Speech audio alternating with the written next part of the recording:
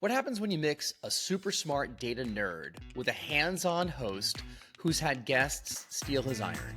And I was like, you know what? I want to get back into short-term rental investing. I love it. Love hosting.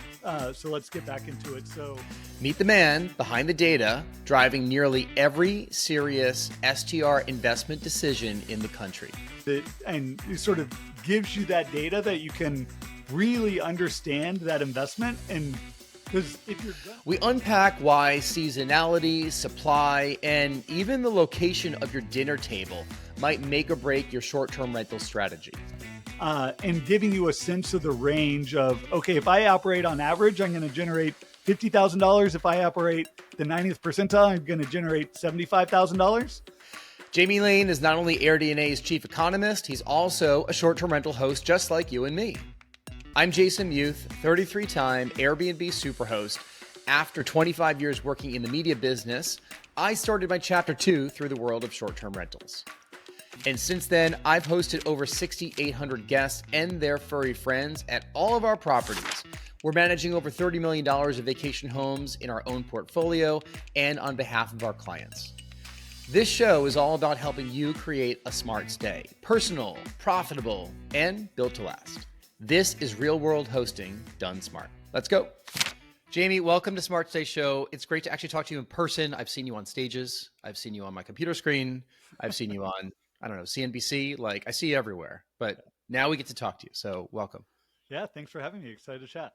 Yeah, AirDNA is, the industry standard in understanding this crazy world that we all live in and what the properties should be pulling in, what's a good investment, lots of other data. There's, I have a data background myself. I used to work in the research industry for the media business.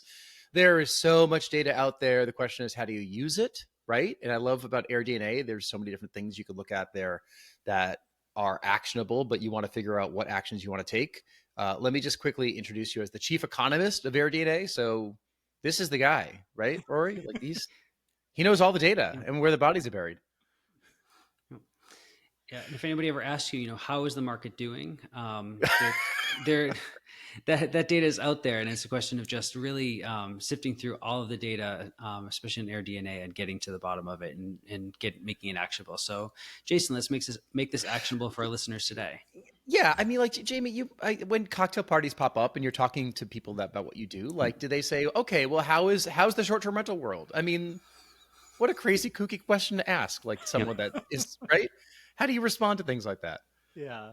And broadly, like, I love the travel and tourism industry. I think hosting is fun. Short-term rentals is and one of those types of industries that like everyone can relate to. Everyone stayed in a short-term rental. Maybe some people have hosted, some people have, and their friends or family have hosted.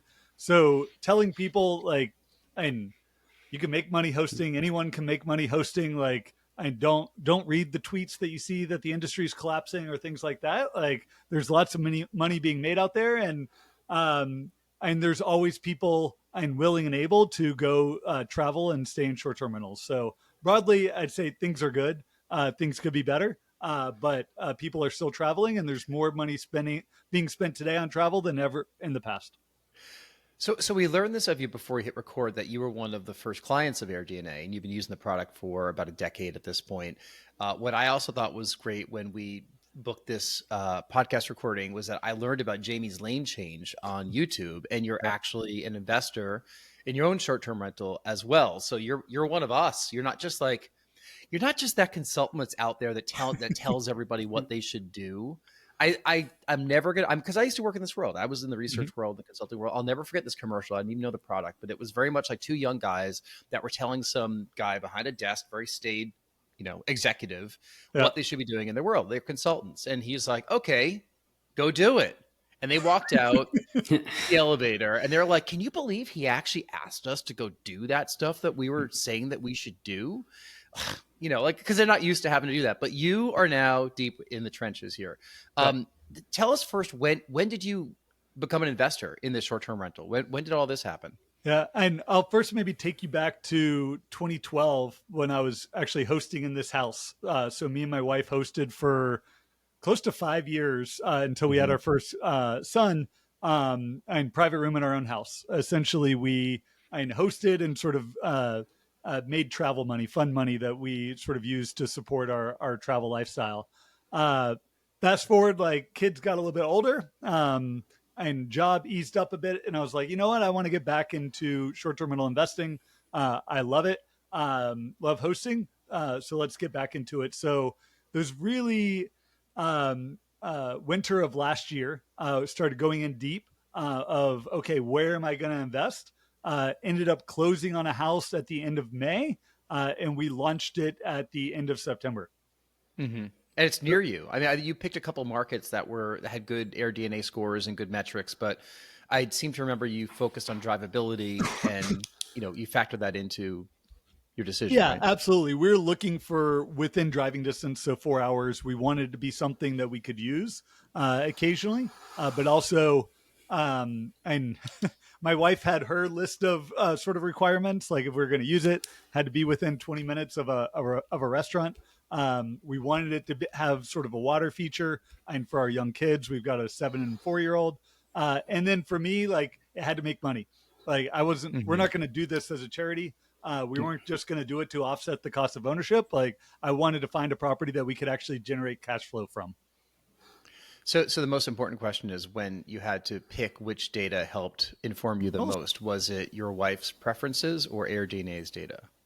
It was definitely AirDNA's data of finding and going through and what I love about the data is like so many people like start in different ways. Like you start looking at markets, you start looking at specific properties they're performing, and a lot of people just start with, and what are all the homes available for sale and which ones make sense as a potential investment. So we had just launched on AirDNA for sale homes there. So we're bringing all the homes for sale. We were running them through Rentalizer, sort of revenue estimator tool, and was just getting a sense of like, okay, here's all the homes. Here are the ones that sort of generally make sense. Here are the areas that seem to have better return opportunities. And that let me sort of focus in my search of like, okay, these areas seem to make most sense for investment. Now let me go in and look in deep of like, what are the homes for sale? And I start underwriting. I think I started like 20 properties, like just going in deep. Would they make sense? And started to get a better sense of, okay, what are the types of properties that are actually going to work in these markets that I'm interested in? It's, we've attacked some of this AirDNA data when we're completely oblivious in markets. So Jason and I don't really have any allegiance to any warm weather market. So it's kind of an open slate where we could possibly retire to invest in or whatever in the future. So I've gone in AirDNA to shop for some of these markets before, and I've been completely surprised because I'm first, invent a narrative in my mind why some region will work really, really well. And I have all the narrative reasons why it just makes sense. This is a, near tourist attractions, nice weather, built up community. And then I go look at the AirDNA data and I'm shocked that my preconceived notions don't work, or maybe too many people had that same inclination and have overridden the market. Let's start there. For somebody who's getting into the space or looking for a market in the more macro sense, where to invest, how can they use AirDNA data to orient themselves to good markets? And what are some of the attributes of a good market? Yeah, it's funny you say that because I'm based in Atlanta, and actually I came from the hotel industry. And like growing up, I always thought like Atlanta was this perfect market to invest in hotels.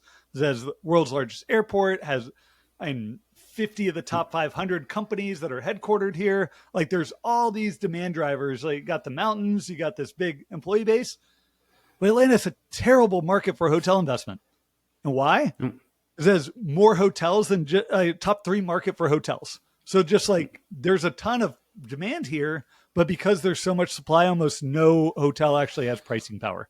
So the rates that you can earn are just very low. So it is a sort of a notion of supply and demand, and when you're going in and looking at a market. So how much supply of existing listings are out there?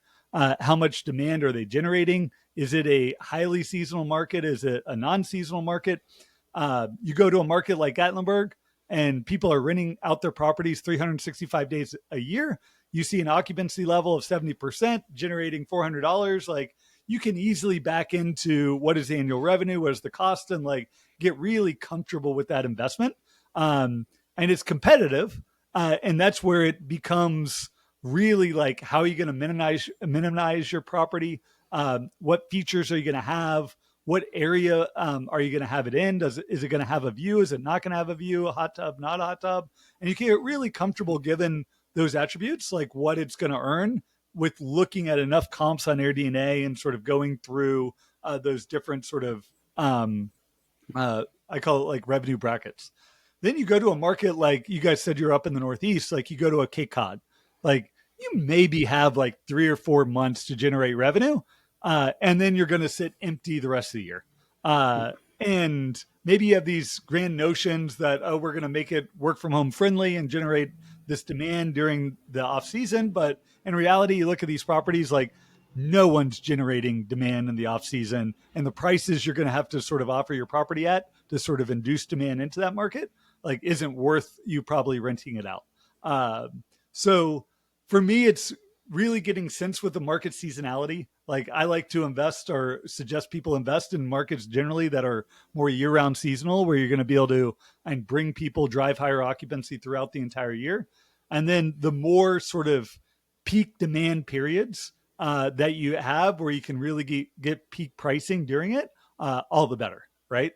And then you can't sort of forget, in the environment we're in now, of what's been going on with home values. Because it's one of the biggest trends over the past 5 years, is just with COVID, with people looking to move out of some of these high cost metro areas, that they've pushed home values into the stratosphere for some of the hottest short-term rental investments markets, which has just made it really tough to go into some of those markets with ROI in mind. So that's generally how I'm thinking about markets when looking to invest. I've seen a big shift toward a return on equity versus a return on your cash, because just a couple of years ago, equity used to always be the gravy on top. Like, make sure the property pencils out, make sure that you're not losing money on it, make sure you make some money on the property, forget about depreciation and all that other fun tax stuff. But if the property appreciates, even better. But now it feels as though people have to factor appreciation into their numbers to see if they actually want to invest in the market. And I say that because, there's extremely sophisticated people out there that are literally going to look at the perfect property, across the map, and it doesn't matter exactly where it is if they want to have a great cash on cash return. I think the majority of people who want to invest in that first, second home are probably a dual income family making great money in a major metropolitan area that want a vacation home, and they want to see if they can subsidize it somehow. You mentioned Cape Cod. We have classic vacation markets here in the Northeast. We have Lake Winnipesaukee, Lake Sebago. We have Cape Cod. We have, upstate New York and the Adirondacks. We have Western Mass. We have Vermont. There's all these like great places that people just consistently go to. And sometimes they get it in their head that they want to go to that area. You name the town, Stowe or Sunapee or whatever, right? And that's fine. And they're entitled to do that. And they kind of back into trying to make the numbers work, or back into trying to find the perfect property in that market. And I don't think there's any fault in doing that, because these markets are still going to sell real estate, right? So how do you talk to people that are like that, right? Like, where they're not necessarily looking for the biggest cash on cash return, and next thing you know, they're buying in Toledo, and they have no connection to the market. Yeah. No offense, Toledo, right? But the average person who is going to buy that first, second home, that wants to make a good investment over the course of, it going up in 5 to 10 years, maybe doing the short-term rental thing and learning a thing or two about it, can they use your data and find a market that might not be the perfect market, but can justify a purchase of a property in one of those markets? Yeah. And that's, I would say, a huge portion of people that come to AirDNA are looking to do that. It's not necessarily the ROI or return on equity. It's give me the data I need to justify this purchase, because I'm going to make it. I need to either justify it to myself. I need to justify it to my wife. I need to justify it to someone. My lender. I'm not just doing it for the enjoyment, but in general, like, we're doing it because we want to have a property of our own to go and enjoy with our friends and family. And what I love about AirDNA and it sort of gives you that data that you can really understand that investment. And because if you're going to do that, you're going to be using it part of the time, right? And if you're not taking into account like those periods that you're going to use it and the revenue that's going to be lost when you're using it, like you're going to go in with the wrong story in your head. I was actually just chatting with my sister a couple of weeks ago. She was looking at buying a lake house, and because they wanted to use it during the holidays, and this was down south, and essentially showed them like this property is going to break even. Like if you buy it and rent it out full time, if you guys use it during these 3 weeks during peak season, you're not going to make any money. And these 3 weeks, are some of the highest revenue generating times that you're going to earn. And it's going to probably cost you about $15,000 to operate that home if you use it during those high times. Like if you're going to spend $15,000, like you might as well just go ahead and rent out a property and that you want to use during those periods and not have the and work that goes along with running a short-term rental, unless you want these other things, unless you want the depreciation, unless you want the potential to sort of earn sort of long-term appreciation on the home. Like really get comfortable with what you're wanting to do with that investment and whether it just makes sense. Like, and my suggestion to them is they just rent out the property for the 3 weeks that they want, and that's what they're going to do. So a lot of times I end up seeing myself talk people out of short-term rental investment, which I feel like is a bit how ironic. Yeah, but it's also like it's work, right? And the more you know what you're getting into, I think the better. It's one of the use cases for AirDNA that I think works for that audience of people, meaning people who are just dead set and buying into a certain market for whatever reason. Whether or not that is the best market, now they can start making decisions within that market. So if you are going to go into this market, it may not be the best, but all right, so what bedroom counts should I be looking for? What attributes of a property will make it the best investment I could possibly do within that market, even if it may not be the best in the country. Could you speak a little bit about how somebody in that audience could practically use AirDNA data to make that decision? Yeah. And I'll give the example of the area that I ended up investing in near Helen, Georgia. So Helen has sort of three distinct areas. You've got downtown Helen, like walkable to everything. Like the investment opportunities there are few and far between. Like the properties there have been owned by people for decades. And like, if you get an opportunity there, it's going to be priced so high, it's not going to make a lot of sense anyway. There's this like Innsbruck neighborhood. It's got like 200 homes in it. And a large percent of vacation homes. They're all in like a quarter to half an acre. Like they're all 3 to 4 bedroom homes. And essentially like you can make an investment in that neighborhood. You're going to be spending a lot of money to sort of out amenitize your sort of competition, add in the hot tub, the game room, the movie theater, like, and it's just like I feel like an arms race in that neighborhood to sort of outdo your competition because essentially every home is in competition with each other. And then there's sort of the surrounding areas. And that's where I ended up going, where I could get 5 acres, I could get a 5-bedroom home and really make that property a destination that I felt like no matter what was going on in either in Helen or in the surrounding neighborhoods, like I could use Helen as my sort of demand driver. I'm going to get people that are wanting to go to that market, but maybe not be walking distance and really have a spot that they would be attractive for them to go with their friends and family. So really thinking about the positioning, not just in like what properties are earning and what you think that property could earn, but like how you're going to position that property against your competition, and how defensible is that? I wanted something that would be really defensible. And potentially I could add more properties onto that land and create additional investment there. But ultimately, like I felt no matter how the rest of the market was performing, like I could drive demand to that property no matter what anyone else was doing. Mm-hmm. I'm always impressed that all the lenders I've talked to, they're using AirDNA data. Like it's like the standard, right, to underwrite this stuff these days. Yep. And I don't know when that inflection point happened in your business where all the lenders were like, well, what's AirDNA say? but that helps. I mean, like, it helps justify DSCR loans. It helps justify lots of things right now. I'm going to throw something out there, and I want you to prove me wrong when I say this. Okay. So I've been using this product for many years now, but I always say, hey, listen, use the data in a directional sense. Like, don't consider it absolute with these numbers, because sometimes they're just going to be not exactly the numbers you're going to face. And we kind of see it with all of our properties. Like, I do feel like there's a small multiple, that AirDNA is reporting that is definitely a little bit higher than the actuals that I'm getting. At least I've seen it with my focus group of 5 properties. So prove me wrong, though. Like, tell me, like, what I should be saying, I shouldn't be saying, instead of use the data directionally and just, be careful.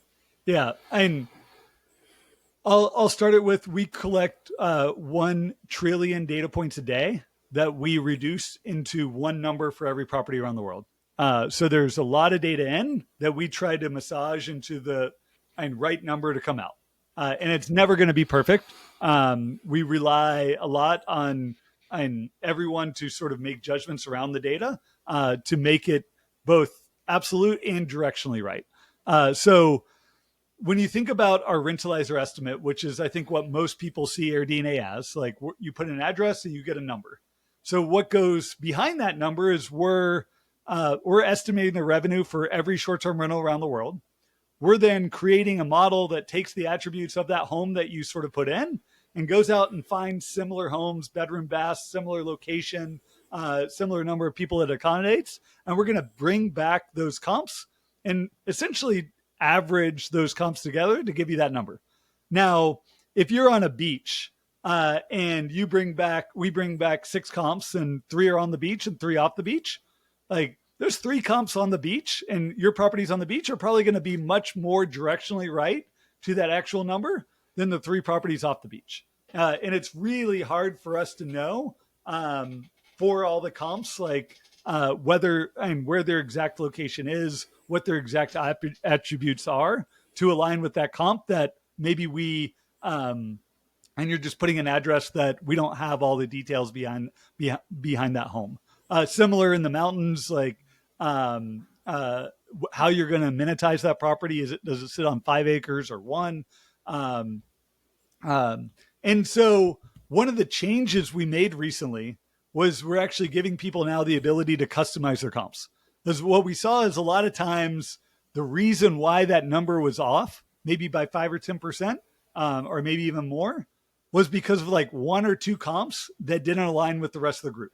And generally when we're working with the lenders, and we've worked with them a long time, we've helped them sort of and get comfortable with how we and do the data, how we project those numbers. And they've gotten comfortable with a 15, 20% sort of range around our estimates. So they're going to take our estimates and then sort of chop off 20% that they're willing to lend against. And essentially, like, if I'm investing and like getting comfortable, like 20% for me is like a pretty, like, that can make or break an investment. Like, I want to be able to get my range much closer. And that's where a lot of times it is that 1 or 2 comps that don't align with the rest. You get rid of those 2. You're able to resave, generate the rentalizer estimate.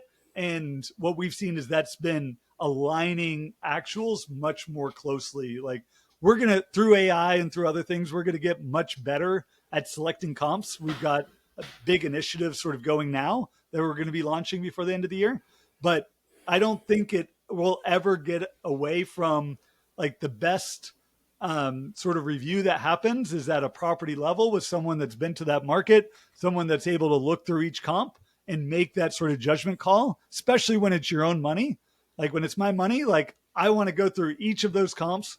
I want to get an understanding of what they're earning and why, and whether or not that's competitive or potentially competitive with the property that I'm going to be investing in. Mm-hmm.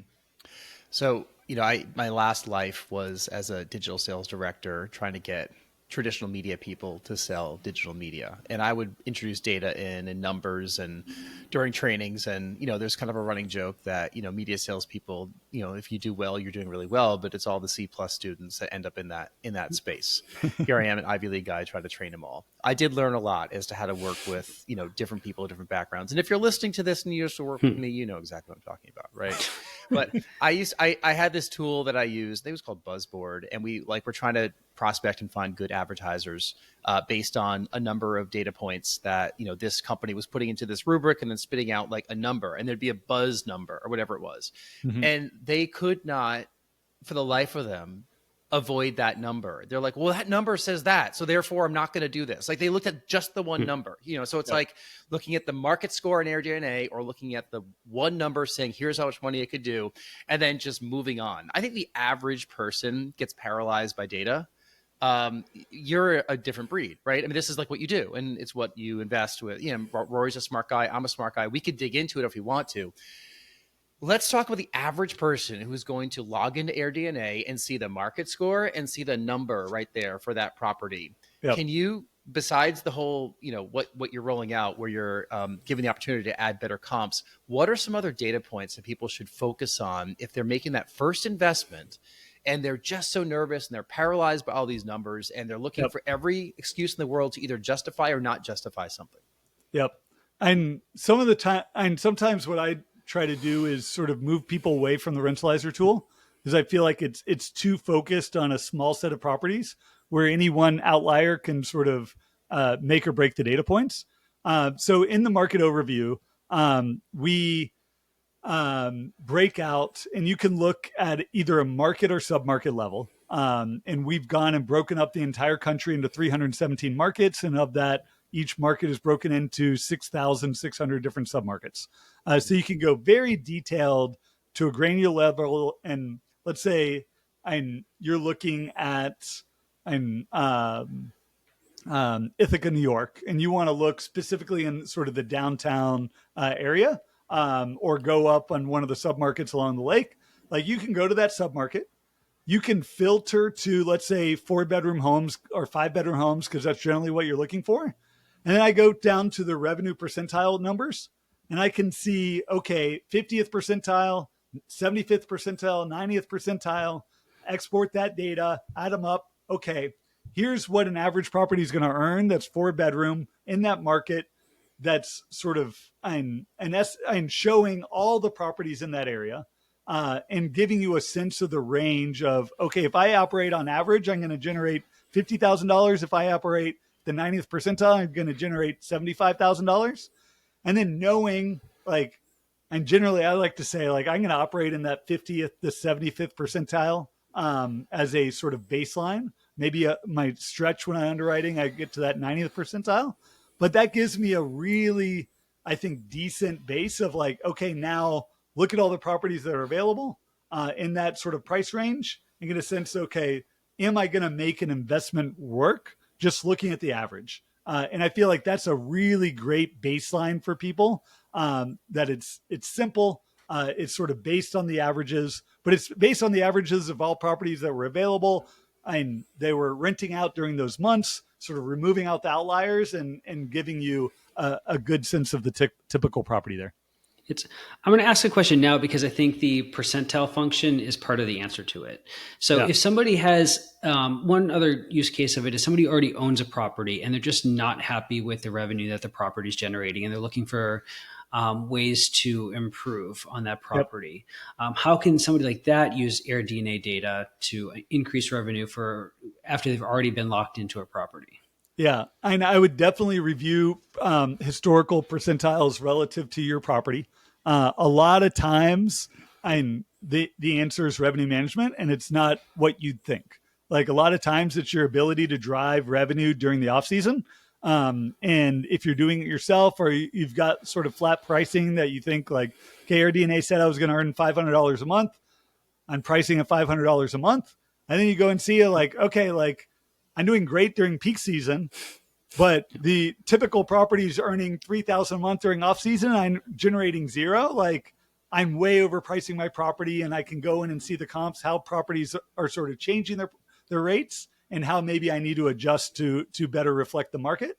And then we also have my favorite sort of section of the site now that I'm an operator is our performance dashboard. So what you can do there is you connect your Airbnb listing, and we go out, find comps. And I'll note that these are an entirely different set of comps. This is who we think you're actually competing with for bookings. And we're going to show you the forward demand for those properties, how they're booked out over the next 365 days, how they're pricing any given night over the next 365 days, what the sort of percentile ranges are of the pricing. And then you can actually go in for those properties and see how they're pricing in any given night. And that can give you a really good sense of, okay, like on these nights that I'm not booked, is anyone else booked? If they are booked, what are they booked at? On these nights that I'm still hoping to get booked, what are my competitors priced at? And do I think, given that I'm a competitive nature between our properties, am I going to get booked or not? And that sort of data, and yes, it's nerd, like I'm a data nerd, like I'm sort of, these are the exact data points I think I would need to make a good decision on how to adjust or either my expectations or my pricing. But it, I think, gives it in a pretty simple way for you to understand, like, just what does the future look like today? Mm-hmm.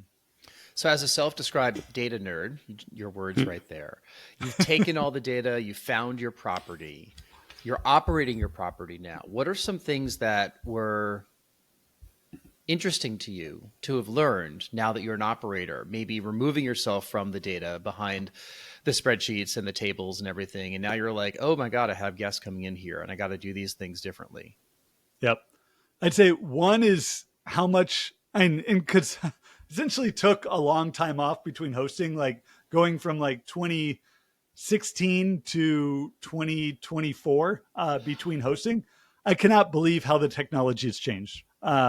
So much I feel like can be automated now on the hosting side.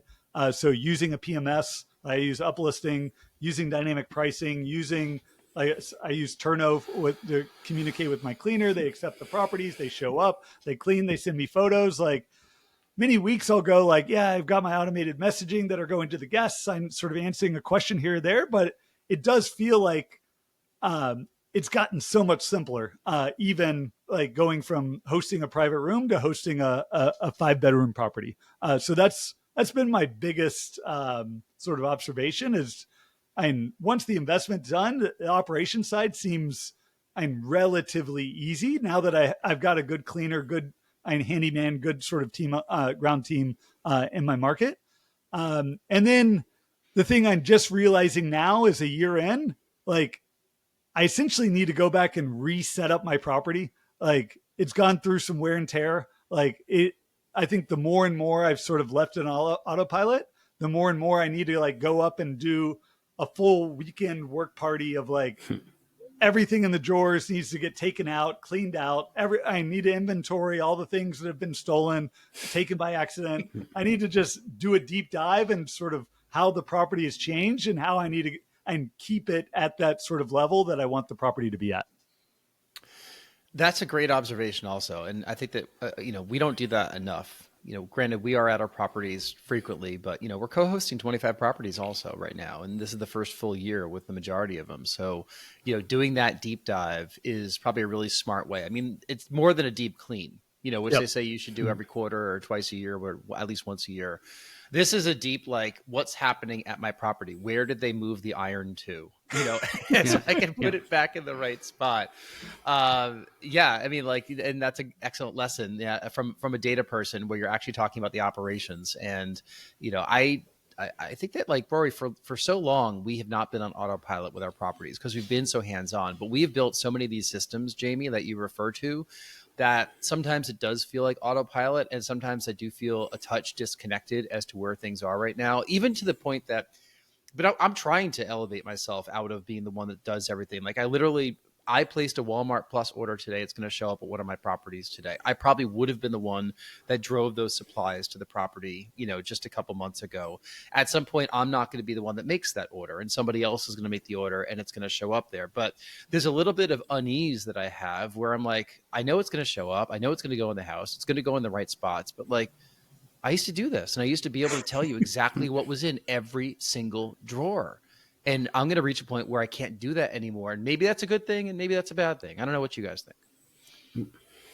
I know I mean, when I first set up the property, I took a photo of every drawer. Like, I feel like I'm thinking back, I should have given a picture to the cleaners. So like, this is how it should be shut up every single time. And now going back, it's like a year later, like it doesn't look anywhere close to, to what it originally looked like. But that's okay. And also like, that's what I was going to say, like how the property is getting used is not always how I imagined it would get used. And like some things have like where I put the chairs, like, and I had these 2 outdoor chairs have moved indoors, like these, and just how it gets lived in, how it gets used as a vacation home is different and it needs to adapt. And like seeing how it's adapted has been really interesting. And like, I need to make changes now of like, given how it's adapted. Absolutely. Well, I appreciate your perspective both as the data head, and the chief. What was your title again? Chief Economist. Chief economist. Economist. What's what I'm thinking of? Yeah. Chief economist of AirDNA. And the individual operator that you are right now. Because you could now speak to it from the data head side and from the I'm actually getting stuff done. Do people and you just told me this before we hit record. There's 120 or so employees at AirDNA now. I did not know the company was that big, so that's awesome. How many do you think own short-term rentals, like percent wise? Yeah, and it's not I would guess it's about 10 or 15%. So it's and it sort of ebbs and flows. I'll tell you a fun story. We our new CEO came on board about a year ago, and like 3 months in, he's just like, I need to own a short-term rental right now. He's like, need to be using this. Like, it's like a lot of other people on our executive team, like had short-term rentals, were using the product on a day-to-day basis, had these insights. He's like, I can't generate these insights that you guys are generating unless I have a short-term rental. Like I have to have one. And he actually just closed on one. It took him a bit to find it. He felt a lot of pressure to find the right market, the right property, being the CEO of AirDNA. But eventually found it, and now he's sort of getting in. But our SVP of sales, she has 5. Some of our team in Barcelona, that have been here a while, have all bought short-term rentals in Europe. So it's really fun to see the journey of employees, because we help people, we talk to people every day about short-term rentals, and you just catch the bug. You're like, all right, I've helped enough people sort of with this. I've now seen their journeys to being successful. Like, I want to be part of this as well. I'm going to let Rory ask the last question after my final question, which is, explain to somebody that's looking for property, individual owner, they subscribe to AirDNA. After they get that property, yep, why should they keep the AirDNA subscription? Like, how does it benefit them moving forward, in your opinion? Yeah. And one is the ability to track the competition on an ongoing basis. So I talked about the performance dashboard. I think that's really helpful. Tracking revenue on a day-to-day basis. How am I performing against my competition on a historical level? I think really important as well. And then I think a really new reason within the past 2 months is you can sort of set up your subscription with our host tier, where you actually get your PMS as part of the subscription. So we purchased a PMS almost coming up on 2 years ago called Uplisting. So full channel management, guest messaging, integrations with dynamic pricing softwares like Price Labs, Beyond, Wheelhouse, Turno, Breezeway. Like, you can essentially run your short-term rental with your AirDNA subscription.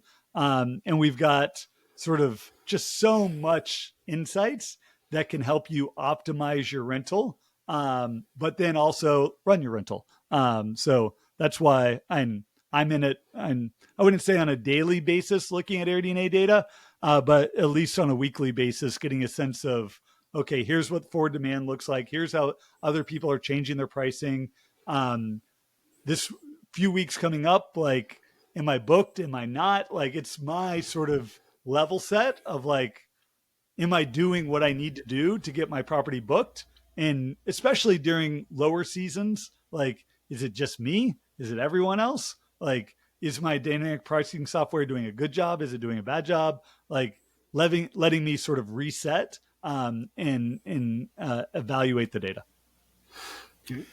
And for my last question, I'd be remiss if I didn't ask the chief economist of AirDNA, even at the risk of dating this episode, where is the market going? So what are some overall trends that you see going on in the short-term rental space right now? Yeah.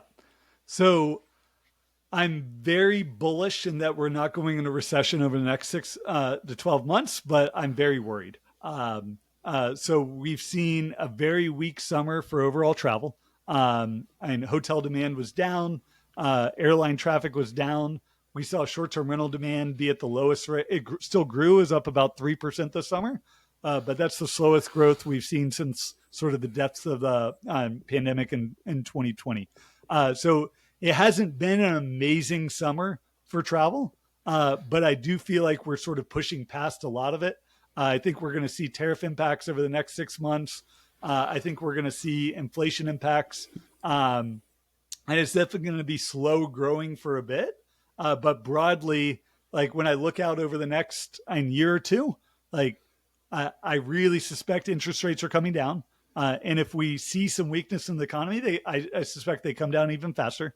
I think we're in an environment where home values had gotten a little hot, and we're seeing weakness in home values as sort of inventory opens back up. And I think that's a great thing for investors. Demand is still relatively low. More people are selling. That means great pricing opportunities for new investment. And generally, with occupancy stabilizing for short-term rentals, we've seen pricing power coming back. So it's not that I've got to keep discounting to sort of drive people in my property, that we've seen some stabilization there. And generally, I expect to see average revenues increasing over time for typical short-term rentals. So with home values coming down, interest rates coming down, acquisition costs are absolutely decreasing. And if revenues start to increasing, that means that it's going to be a better day tomorrow to invest in short-term rentals than it was today.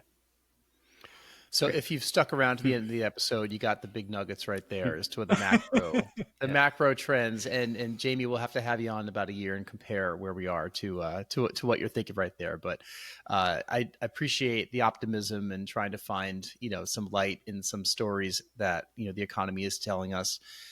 Personally, we killed it this year. Knock wood. Like we had a really good up year in New Hampshire, well over 5% growth yet again. And Provincetown just killed it for us. But you know what? We just set up some great systems and like we optimize correctly. We analyze the markets and that's what we do. So, your data has helped us. It's helped inform us significantly, both with our own investments and with helping our clients kind of give some direction as to what we think their properties might do. And I always love outperforming what AirDNA says the property is going to do. So then you guys have to change your estimates because then you'll see those revenue numbers going up. And I have seen that at some of our properties. So thank you for doing that. AirDNA.co is the website, right? That is correct. AirDNA.co. And Rory, it's STR.legal. Yep, that's right. All right. I'm the only one with the .com right here, but that's okay. We don't care. Jamie, it's been a pleasure. I really appreciate you being here for Smart State Show. Rory, thank you so much also for all your insights. Thank you for listening or watching. Please subscribe to our show, Spotify, Apple Podcasts, YouTube. We read all your comments. And if you want to be a guest, go to smartstateshow.com. You can see all the past episodes and fill out our form there. Let us know what you want to talk about. Jamie, we'll have you back. We'll compare things in the future, and good luck with your hosting yourself. I can't wait for more episodes of Jamie's Lane Change. When are they coming out? They're not. We've got the 1 year review coming up. 1 year review. All right, good. I'll go to Jamie's Lane Change. We'll link that up here in the show notes. All right. Thank you so much. Thanks for everything. Thanks, guys.